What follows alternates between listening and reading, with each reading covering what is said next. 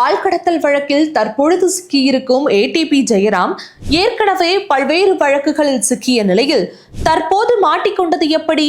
பின்னணியில் இருப்பது யார்? பார்க்கலாம் இந்த தொகுப்பில்.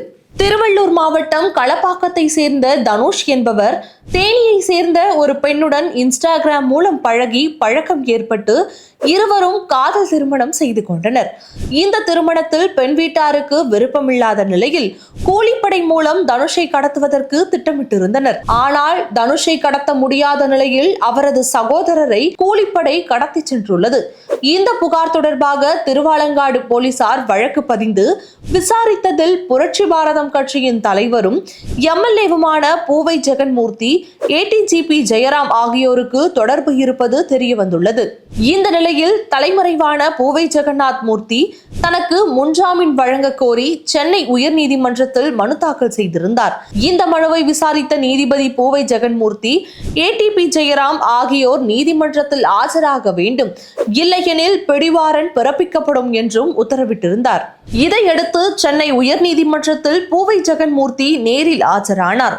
தொடர்ந்து முன்ஜாமீன் மனுவை விசாரித்த நீதிபதி புகழேந்தி, கட்ட பஞ்சாயத்து செய்யவா மக்கள் உங்களை ஓட்டு போட்டு சட்டப்பேரவைக்கு அனுப்பினார்கள் என பூவை ஜெகன்மூர்த்தியிடம் சென்னை உயர்நீதிமன்ற நீதிபதி புகழேந்தி காட்டமான கேள்விகளை எழுப்பியிருந்தார். மேலும் 200 முதல் 300 பேர் கூட்டி வந்தால் நீதிபதி பயந்து விடுவார் என நினைக்க வேண்டாம். நீதிமன்றம் நினைத்தால் இன்று காலையில் 10 நிமிடத்தில் உங்களை கைது செய்து உள்ளே தூக்கி வைத்திருப்பார்கள் என பூவை ஜெகன்மூர்த்திக்கு உயர் நீதிமன்றம் எச்சரிக்கை விடுத்தது. ஏடிஜிபி ஜெயராமனை கைது செய்யுமாறும் நீதிபதி உத்தரவிட்டிருந்தார். இதைத் தொடர்ந்து காவல்துறை சீருடையில் இருந்த ஏடிஜிபி ஜெயராமனை நீதிமன்ற வளாகத்தில் வைத்து காவல்துறையினர் கைது செய்தனர்.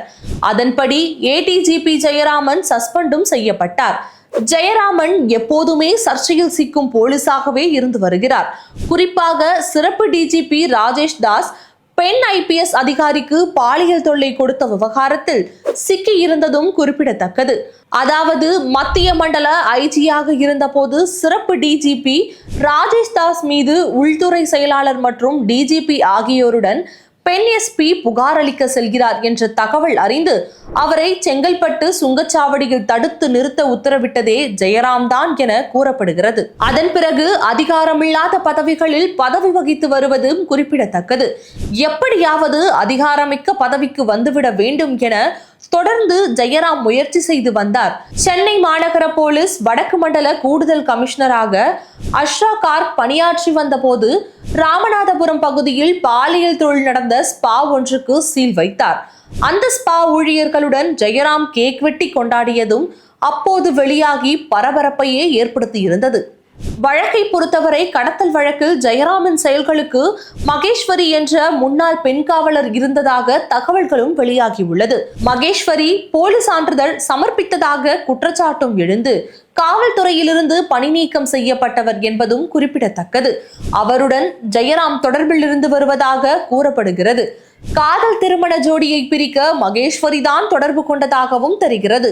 இதற்காக ஜெயராமுக்கு கிட்டத்தட்ட 25 லட்சம் ரூபாய் தருவதாக பேசி முடிக்கப்பட்டதாகவும் தகவல் கசிந்துள்ளது. ஜெயராம் காரில் சென்னை பூந்தமல்லியில் உள்ள தனியார் ஓட்டல் ஒன்றிலிருந்து சிறுவனை ஏற்றி சென்று அவரது வீட்டின் அருகே விட்டதாகவும் கூறப்படுகிறது. அந்த ஓட்டலில் புரட்சி பாரத கட்சி தலைவர் ஜெகன்மூர்த்தி மற்றும் மகேஸ்வரி இருந்ததற்கான ஆதாரமும் தற்பொழுது சிக்கி இருப்பதாகவும் தகவல்கள் வெளியாகியுள்ளது குறிப்பிடத்தக்கது.